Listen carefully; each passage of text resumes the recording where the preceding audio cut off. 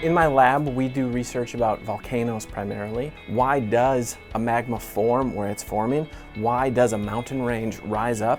All these are dynamic questions that the clues to understand them are in the rocks themselves. So the title of my career proposal was Measuring Residual Stresses in Volcanic and Magmatic Crystals, with an asterisk, because we can't actually measure the stress. We can measure the strain, and then we try to infer the stress. So in this career proposal, I applied to get funding to extract deformation and strain information from crystals. My discipline has always looked at chemistry, but so few times people have looked for deformation.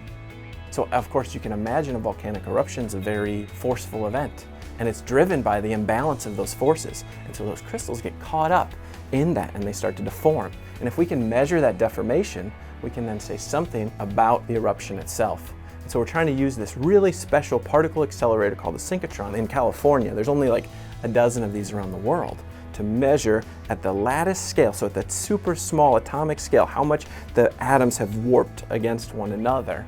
And no one's ever tried that before with volcanoes.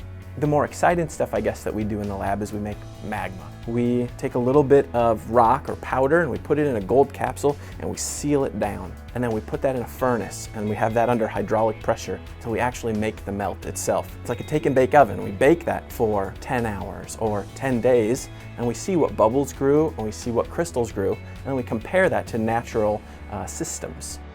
The other main topic in this NSF proposal is about gemstones and diamonds. When I was a kid, I was all about butterflies, and I have them arrayed here around my office. But there wasn't a career for me in lepidology, but I got into geology. And then I realized once I had my PhD, I could do anything I wanted now.